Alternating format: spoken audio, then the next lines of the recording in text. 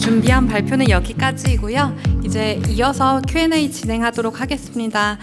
네, 먼저 저희가 사전으로 받았던 질문에 대해서 간략히 답변 드리고 나중에 플로어에서 질문을 받도록 하겠습니다. 가장 처음 받은 질문은 AI로 인한 창작물의 소유권 주장 등이 가능할까요? 라는 질문이었는데요. 아마도 그 소유권이라는 것이 소유권에 대해서 질문하셨다기보다는 어떤 지식재산권으로 보호받을 수 있느냐 이런 질문하셨던 것 같고, 표경민 변호사님의 발표에서 그러한 내용을 설명드렸기에 이 질문은 넘어가도록 하겠습니다. 두 번째 질문은 AI 생성물을 비슷하게 카피해서 사람이 만들었다고 저작권 등록을 했을 때 분쟁 여지가 있을까요? 라는 질문입니다. 네, 표경민 변호사님께서 답변해 주시겠습니다. 네. 사실 이 질문 제가 종종 들었던 질문인데요. 이거는 그 저작권위원회 생성형 AI 저작권 가이드라인이라는 걸 보시면은 거의 유사한 질문이 이제 Q&A로 설명이 되어 있어요. 보시면 그 저작권법에는 저작물 등록을 할 때 허위로 등록을 하면은 그것을 저작권위원회가 직권으로 말소를 할 수도 있고, 그런 허위 등록을 신청한 행위에 대한 형사처벌 조항도 있습니다. 그래서 그런 일반적인 허위 등록 사례와 마찬가지로 처리가 된다라고 안내가 되어 있고요. 그 가이드라인에는. 근데 그렇다면 이제 그 거짓으로 신청을 했는데 그것을 저작권위원회 심사관들이 알아낼 수 있냐라고까지 물어보신다면은 그거는 뭐 확답을 할 수가 없는 케이스 바이 케이스 사안일 것 같아요. 하지만 이제 당연히 이제 허위 등록으로 직권 말소될 가능성이 있다, 이렇게 이해를 하시면 될 것 같습니다. 네, 다음 질문입니다. 기업에서 생성형 AI를 업무에 활용할 때 주의할 점과 활용 방안. 네, 황교 변호사님께서 답변해 주시겠습니다. 네, 참고로 저희는 다 여기 계신 모든 변호사님은 AI에 다 관심을 가지고 있고 저희 법인 자체가, 그리고 매우 많은 자문들 하고 있어서 이제 표경민 변호사님께서 다 답변을 하다 보면 너무 많은 질문이 표 변호사님이 답변해야 돼서 좀 더 재밌게 진행하고자 돌려가면서 답을 하고 있습니다. 네. 예, 뭐 AI 활용은 저도 많이 하고 있고요. 저도 뭐 이것저것 쓰고는 있는데, 일단은 가장 중요한 거는 내 거가 넘어가는 거. AI를 활용할 때 어쨌든 내가 뭔가를 인풋을 넣고 그러면 AI를 생성형 AI를 쓸 때 그걸 받고 있는 서비스 업체에서 그거를 계속 수집을 하거든요. 그렇다는 얘기는 내 정보가 그쪽으로 넘어갈 때 중요한 숨겨야 될 내용들은 좀 처리를 하고서 넘겨야 된다는 게 일단 가장 중요할 것 같습니다. 지금 큰 대기업들 같은 경우는 실제로 그런 문제들 때문에 아예 생성형 AI 서비스 사용을 못하도록 막아놓은 데도 상당히 많고요. 지금 저희 같은 경우, 그러니까 법무법인 같은 경우에도 저희 법인이라고 보기보다는 대형 로펌들까지 다 포함을 해서 말씀을 드리면은 실제로 그렇게 자료가 나가는 문제 때문에 외부에 있는 생성형 AI 모델을 쓰는 것을 막아놓은 데도 있고 막지 않은 데도 있습니다. 그런데 그 경우에도 항상 가이드라인을 주고 있고요. 적어도 어떤 클라이언트 정보를 숨겨라 이런 것들 항상 다 주고 있고요. 그래서 어떻게 보면은 내 쪽에서 나가는 거에 대해서는 잘 관리를 해야 된다라는 것을 우선적으로 말씀을 드려야 될 것 같고, 한편으로는 내가 그 생성형 AI 서비스를 이용하려고 자료를 줄 때 내 자료에 문제가 없는지도 살펴야 돼요. 내 자료에서 문제라고 하는 거는 보통 이제 이미지라든지 어떤 영상을 만들어내는 AI 서비스를 이용하시는 경우에 어떤 데이터들을 내가 만들어낸 데이터를 가지고 재창작하기 위해서 AI 서비스를 사용하시는 경우도 있지만, 거꾸로 이미 다 공개되어 있는 뭐 이미지라든지 이런 것들을 긁어 모아가지고 그걸 AI 서비스를 이용해서 재창출하시는 경우들도 많이 있거든요. 근데 생각보다 이 긁어 모으실 때 크롤링, 이제 긁어 모으는 건 이제 크롤링이라고 이제 표현을 하는데, 그 크롤링을 하지 못하도록 막아놓은 경우들도 많이 있고요. 그런 표시를 해놓은 데도 있는데 그거를 그냥 무작위적으로 다 뽑아서 쓰시는 경우도 있는데, 그런 거는 당연히 조심을 하셔야 되고, 한편으로는 그런 표시가 없더라도 저작권이 있는 이미지라든지 글이라든지 이런 표현들을 갖다가 쓰시는 거는 굉장히 조심을 하셔야 됩니다. 그래서 항상 그런 저작권이 있는 이미지들 같은 경우에는 예전에 게티 이미지 사건이 그랬는데, 그 이미지 안에 워터마크 표시가 있는데 그것까지도 다 학습이 돼가지고선 생성된 AI에서 그런 표시가 같이 드러난 적도 있어요. 그러니까 그런 저작권 문제를 벗어나기 위해서라도 내가 AI 서비스에다 집어넣는 데이터에도 조심을 해야 된다. 이런 말씀을 드리겠습니다. 예. 네, 다음은 AI를 활용한 웹소설 일러스트의 저작권 이슈 관련 의견입니다. 혹시 이 질문하신 분 자리에 계실까요? 네, 안 계신가요? 네, 이거 굉장히 사실 어려운 질문인데요. 아마도 이 질문의 취지를 이제 다시 좀 생각해 보면 웹소설의 일러스트를 AI를 통해서 그렸는데 그것은 AI가 그린 것이니까 일반적으로는 보호를 받지 못하게 되니 정말 그런 것이 맞냐? 다른 방법은 없겠느냐? 이런 질문이신 것 같습니다. 이거는 웹소설의 일러스트가 얼마나 웹소설의 주인공들과 비슷하게 그려져 있는지와 좀 관련이 있을 것 같아요. 근데 이건 여러 가지의 어떤 단계를 넘어서야 되는 건데요. 웹소설에 만약에 등장인물의 외모가 굉장히 구체적으로 묘사가 되어 있고 그게 상당히 어떤 독창성을 가지고 있다고 가정을 할 때 그런 경우에 일러스트가 그러한 점을 정확하게 부합하게 만들어져 있다면 그 일러스트 자체는 AI가 제작을 했기 때문에 저작권이 인정되지 않지만 거기에 있는 요소들, 창작적인 요소들은 그 소설에서 기인한 것이기 때문에 그 이미지를 제3자가 다시 퍼가서 이용을 하게 되면 결국은 소설에 있는 창작적인 요소들을 이용한 것이 되게 됩니다. 그러한 경우에 소설에 있는 창작적인 요소를 이용해서 어떠한 이미지를 만들어가지고 그것을 뭐 온라인에 다시 올린다던가 하는 행위는 소설에 대한 2차적 저작물 작성권에 필요한 행위인데요.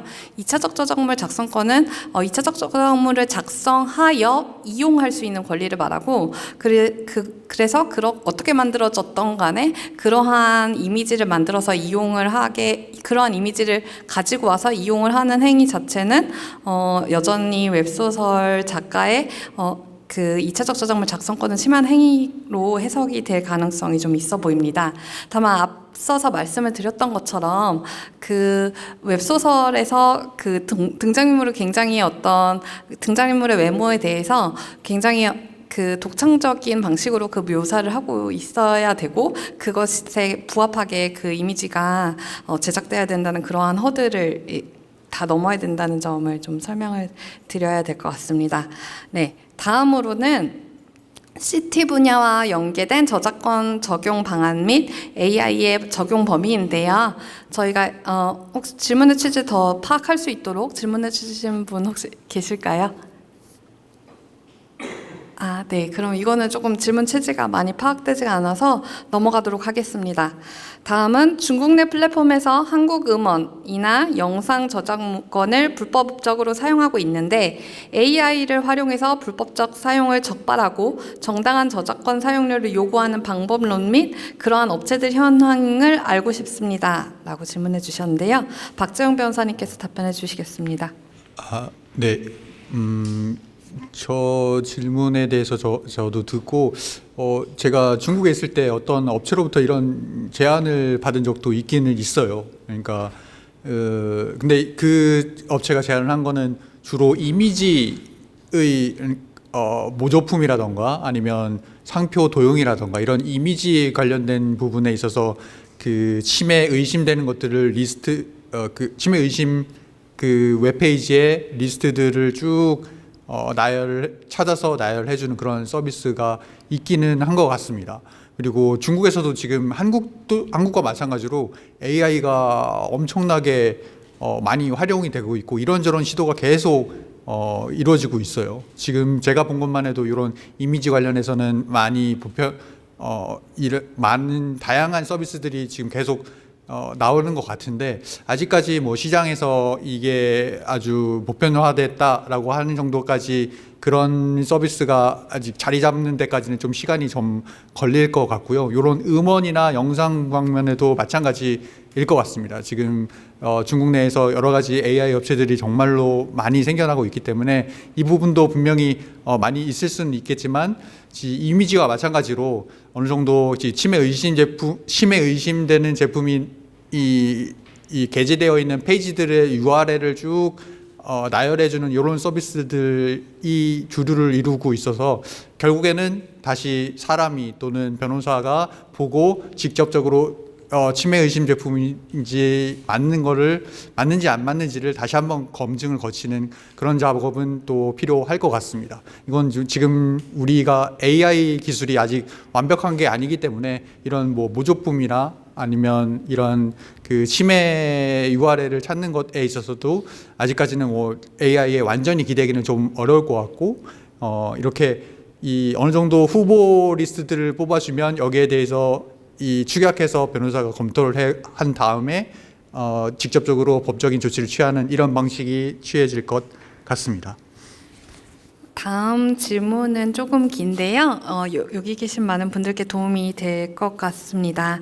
네, 수익 모델이 안정되기 전이지만 예측 못할 잠재력을 갖고 있다는 면에서 스타트업과 초기 무명 아티스트는 비슷한 측면이 있는 것 같습니다. 저작재산권 피해 상황에서 법적 대응은 이들 대부분에게 실용적이지 못한 것이 현실입니다. 영세 스타트업 그리고 아티스트들이 법적으로 승소한 후 소송 비용 대비 손익분기점을 넘긴 사례가 존재한다면 어떤 요건을 갖추고 있었는지 소개를 부탁드립니다. 만약 없거나 희박하다면 이를 극복하기 위해 어떠한 노력이 필요할지 질문 드립니다. 네, 이 질문은 장현지 변호사님께서 답을 해주시겠습니다. 지금 이제 손익분기점이라고 말씀을 하셨는데, 이제 지금 말씀하시는 게 결국은 내가 이제 변호사 비용이랑 뭐 이런 걸 다 제하고 났을 때도 이제 남는 게 있을 정도로 내가 손해배상 청구 같은 걸 했을 때 남는 게 있냐라는 그런 질문을 해주신 걸로 이해를 했습니다. 아무래도 이제 민사상 손해배상 같은 경우에 이제 저작권 침해와 관련해서 이제 그 민사상 손해배상액을 이제 법원이 이제 높게 책정을 하고 있지 않은 것은 사실입니다. 이제 그러다 보니까 이제 그런 것에 기초해서 이런 질문을 주신 것 같은데, 사실 민사상 손해배상 청구가 아니더라도 저작권 침해의 경우에는 이제 형사 고소 가능한 사안이고, 이제 먼저 보통 이제 소송을 진행할 때 이제 형사 고소 저작권 침해가 있었을 때 형사 고소를 먼저 하게 되면 이제 그 상대방이 아무래도 민사상 손해배상 청구, 그러니까 돈을 지급해줘야 되는 그런 의무보다 이제 형사 고소가 들어왔을 때 그런 압박감을 느껴서 그런 이제 손해배상 청구에 있어서도 좀 더 먼저 이제 합의가 된다거나 이제 그런 부분들도 있기 때문에 이제 그런 방식도 고려를 해보실 수가 있을 것 같고요. 그 외에 이제 저작권위원회에서 이제 소송 외적으로 이제 분쟁 해결 다른 방식으로 이제 저작권위원회에서 이제 조정을 하는 방식도 있습니다. 이제 이거 이렇게 조정하는 경우에는 꼭 변호사를 쓰지 않고도 저작권위원회 이제 조정위원들이 이제 중간에서 조정위원으로서 이제 조정하는 역할들을 많이 도와주시기 때문에 이런 방안도 고려를 해보실 수가 있고요. 또 뭐 다른 이제 소송 외적인 또 다른 방법들을 고려한다라고 하면, 예를 들어서 만약에 그 저작권 침해한 그 대상자가 예를 들어 뭐 대기업이다, 대규모 어떤 엔터테인먼트 회사다, 뭐 이런 경우에는 사실 언론에다가 이런 것을 좀 제보를 한다, 이렇게 하겠다라는 식으로 조금 압박을 주더라도 이제 그쪽에서 먼저 이제 합의금을 뭐 제시해오는 그런 경우들도 있고요. 이제 사안에 따라서 조금씩 다 다를 수는 있을 것 같습니다. 네, 여기 제가 조금만 첨언을 해드리면은 그 실제로 다뤘던 사건 중에 저기 아마 한강변 쪽에 보시면은 그 이렇게 서울숲 옆에 굉장히 이렇게 예쁘게 지어진 동글동글하게 이렇게 말아 올라간 것처럼 그런 아파트가 아마 있을 거예요. 제가 특정은 안 하겠는데, 그 아파트 같은 경우에 저작권 침해 이슈가 굉장히 크게 있었어요. 그리고 실제로 그거를 설계했던 사무소 쪽에서는 저작권 침해가 이제 중대했기 때문에 그 사안에 대해서 이제 굉장히 큰 손해배상 액수를 요구를 했었는데, 실질적으로는 그런 저작권 침해 이슈가 있었을 때 많이들 생각하시기에 이게 뭐 내가 정말 변호사 비용 투자한 만큼 충분히 내가 나의 손해를 충분히 배상받을 수 있을 것이냐, 이런 걱정들을 많이 하시는데, 그렇지 않은 케이스에 대해서 너무 이렇게 좀 크게 많이 얘기를 해서 그런 인식들을 많이 갖고 계신 것 같아요.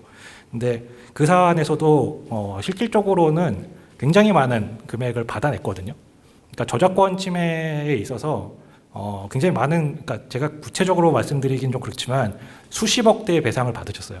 그러니까 본인이 들여신 뭐 변호사 비용은 아무것도 아닌 수준으로 이제 배상을 받으셨는데, 거기서 이제 가장 중요했던 거는 저작권 침해라는 거는 단순히 그냥 돈으로 끝날 문제는 아니거든요. 그거를 지재권의 대부분이 그런데 그 침해 행위를 중단하기 위한 여러 가지 조치를 취할 수 있어요. 예를 들어서 뭐 폐기를 시키도록 요구를 한다든지 아니면 금지를 하도록 요구를 한다든지 이제 그런 것들이 맞물리게 되면은 그런 침해 행위를 한 쪽에서는 이거 자체 아니면 사업 모델 자체에 중대한 위협을 받는 경우들이 꽤나 있거든요.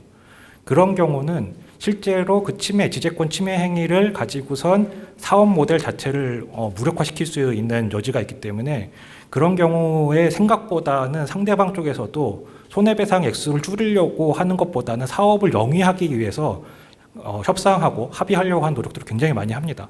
생각하시는 것보다는 그럴 여지는 굉장히 많이 있다. 이렇게 말씀을 드리고 싶습니다. 다음 질문입니다. 저작권을 보유한 영상물 또는 음원물의 AI 학습을 하는 것에 대해 출연자에게 동의나 통보에 대한 의무가 존재하는지요? 그리고 학습을 통해 생성된 결과물을 이용해 새로운 창작물을 생성하면 원소유자에 대한 권리는 어떻게 되는지요? 네, 이 부분은 표경민 변호사님이 답변해 주시겠습니다. 네. 사실 질문이 간단한 것 같지만 굉장히 여러 가지 복잡한 답변이 나올 수 있는 질문인데요. 그러니까 출연자의 동의라고 하는 것은 예를 들면 어떤 연예인이 나오는 영상물이라든가 이런 것들을 AI 학습에 활용한다고 했을 때 그 출연자의 동의를 받아야 하느냐 이런 말씀이신 것 같습니다. 만약에 어떤 프로젝트성이라고 해서 어떤 드라마를 우리가 AI 학습을 해서 새로운 그 뭐 패러디하는 드라마를 만들어내고 우리가 정당한 제휴 계약을 체결해서 그런 학습을 할 거다. 그게 가능하다고 하시면은 당연히 동의를 받는 것이 맞습니다. 왜냐하면은 그 출연자는 이제 기본적으로 모든 사람은 초상권이라는 거를 보유하고 있고 특히 유명한 연예인이라고 하면은 부정경쟁방지법에 따라 퍼블리시티권이라는 권리를 보유하는데요. 그건 이제 자신의 얼굴이나 자신의 음성이 원하지 않는 방식으로 이용되지 않도록 요구할 수 있는 권리를 말합니다. 그래서 AI 학습에 활용한다라는 것도 당연히 이런 이용의 한 가지 방식이기 때문에 그런 활용을 위해서는 동의를 얻으시는 것이 맞고요. 그런데 우리가 현실적으로 AI 학습, 그러니까 대규모 데이터를 통해서 AI 학습을 한다고 하면 온라인에 있는 방대한 데이터를 학습에 활용하기 때문에 일일이 동의를 받기가 어려운 게 당연하죠. 그래서 이제 그런 학습 행위를 저작권법상 법적 책임이 면책되는 공정이용 행위로 볼 수 있느냐에 대해서 현재 오픈 AI랑 이제 뉴욕타임즈가 미국에서 진행하고 있는 굉장히 큰 액수의 소송이 있고요. 그건 말고도 여러 가지 그 공정이용 관련한 소송이 진행 중입니다. 그래서 아직 이 소송의 결과가 나오지 않았기 때문에 그런 동의를 얻지 않은 AI 학습을 위한 저작물이나 타인의 초상을 이용하는 행위가 초상은 저작물과는 좀 별개의 사안이네요. 어쨌든 그 저작물 학습에 대해서는 그 공정이용이 이슈가 되고 있고요.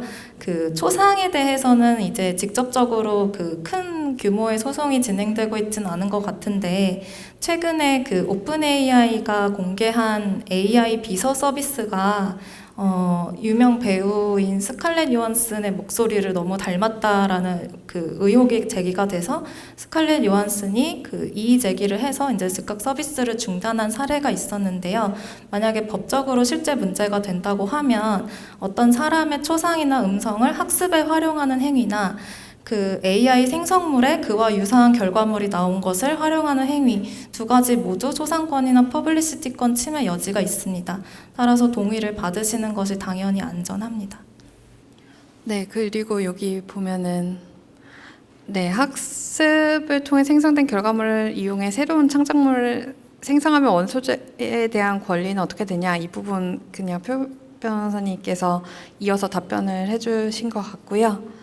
네, 그 원소유자가 여기서 저도 그 초상권자를 말한 건지 저작권자를 말한 것인지 약간 헷갈리는데 아무튼 그 결과적으로 결과물이 어쨌거나 그 초상권자든 저작권자든 둘 중에 한 사람을 이제 초상권자를 닮아 있거나 아니면 저작물을 닮아 있거나 그 둘 중에 하나이면은 결국은 이제 권리 침해가 인정될 수 있다 이렇게 답변해 주신 것으로 이해했습니다. 네. 그리고 저작권 침해 관련해서 한 가지만 첨언드리면 만약에 그 생성물에 타인의 저작물과 유사한 부분이 포함이 됐을 때 저작권 침해가 인정이 되려면 이제 의거성이랑 실질적 유사성이라는 두 가지 요건이 만족되어야 하는데요.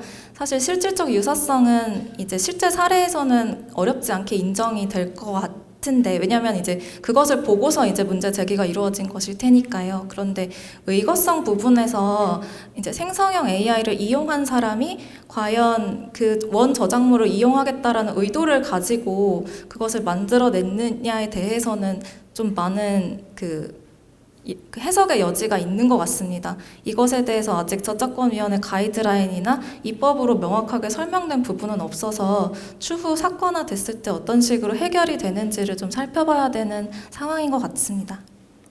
네, 참고로 이제 미국에서 진행되는 소송에서는 워터마크를 통해서 원 저작물이 뭔지 알 수 있었던 케이스나 아니면 스테이블 디퓨전 같은 경우에 이제 레이온 5B라는 데이터 세트 이용했다고 이미 밝혀져 있고 그 데이터 세트에 들어있는 작품과 작가들의 명칭 같은 것이 이제 공개되어 있어서 의거했다는 점을 좀 수월하게 넘어간 것들이 있는데 그 실제로는 이 데이터 세트가 원 저작물을 학습했다는 것을 이제 원 저작자는 좀 입증하기가 어렵겠죠. 그런 단서들이 없다면. 네, 그 부분에 대해서 설명을 해주신 거고요. 이제 사전 질문 중에 마지막 질문입니다. 직접적인 연관성은 없지만 안무 저작권과 관련해서 질문이 있습니다. 안무를 모션 캡처 등 형태로 고정을 하여 저작권 측면에서 보호를 강화하는 방안들이 최근에 나는 것으로 보이는데 저작물의 보호 측면 등 안무 저작권 전반에서 이러한 모션 캡처가 어떠한 시사점을 갖는지 의견을 여쭙고 싶습니다. 장현지 변호사님께 답변 부탁드립니다. 일단 안무 저작권 같은 경우는 일단 우리나라랑 이제 그 국가별로 다 조금씩 그 저작권 보호 방법이 좀 다른 부분이 있는데요. 일단 안무 저작권을 우리나라에서는 결국 그 안무라는 것 자체를 이제 판례가 해석하기에 단순히 어떤 동작의 그런 여러 가지가 이렇게 조합된 동작 그뿐만 아니라 그것이 이제 어떤 음악에 따라서 리듬에 따라서 그 음악 전체 흐름 속에서 어떻게 파악이 되는지까지 다 포함이 돼서 그 저작권으로서 인정이 되는 거기 때문에 단순히 이제 모션 캡처다라고 해서 그걸 사용한다고 해서 좀 더 저작권 보호가 더 강화된다라고만 이렇게 보기는 좀 어려울 것 같아요.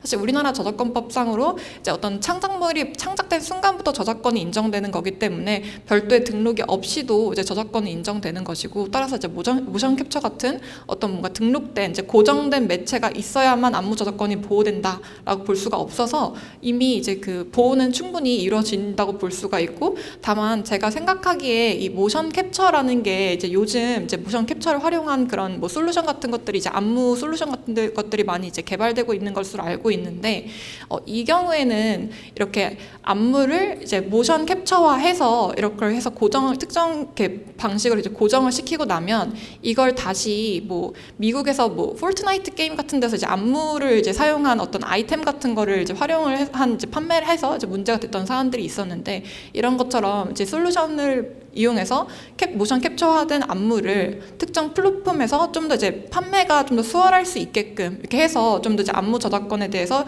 이용을 충분히 이제 이용 대가를 지급하고 바로 구입할 수 있게끔 좀 더 오픈된 어떤 마켓에서 이렇게 판매를 한다라고 해서 좀 더 이제 안무가들의 입장에서는 이런 모션 캡처화된 것을 통해서 또 어떤 수익을 만들어낼 수 있는 수익 구조가 좀 더 이제 양성화되고 있다라는 측면에서는 좀 좋은 긍정적인 의미가 있다고 판단이 되는데요. 네. 그 안무 저작권 관련해서 한 가지만 말씀드리면 안무 저작권이 이제 문체부에서 굉장히 주목하고 있는 사안이라고 알고 있습니다. 장현지 변호사님도 말씀해 주셨지만 이제 안무 자체는 이미 저작권법에 따라서 보호를 받고 있는 저작물에 해당하고 그 시크릿이라는 걸그룹의 샤이보이 안무에 관해서 저작물성이 이미 인정된 판례도 있는데요.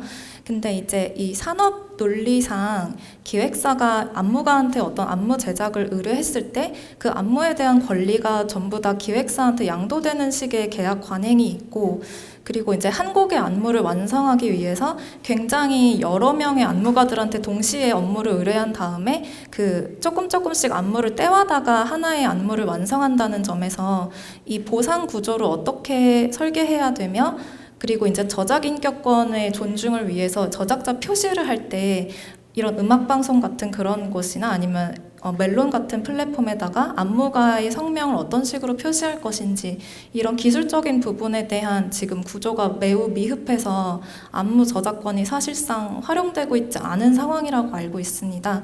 아주 최근에 이제 문체부랑 주요 엔터사들이 다 같이 모여서 안무 저작권을 어떻게 상용화할 것인지에 대해 논의를 했다고 알고 있어서 이제 앞으로 어떤 제도적인 측면이나 어떤 산업에서의 그런 관행 같은 것들이 차차 만들어져 나가지 않을까 생각이 듭니다. 네, 오늘 장시간 동안 저희가 준비한 발표를 들어주셔서 너무 감사합니다. 저희는 사실은 이제 콘텐츠 미디어 엔터테인먼트 기업들을 위해서 이 세미나를 준비하면서 정말 현업에 계신 분들이 저희보다 더 잘 아시는 것들 너무 많다고 생각을 해서 많은 시간 이제 리서치하고 준비하는 시간을 가졌는데요. 여러분께 조금이나마 도움이 됐길 바라면서 세미나 마치도록 하겠습니다. 감사합니다.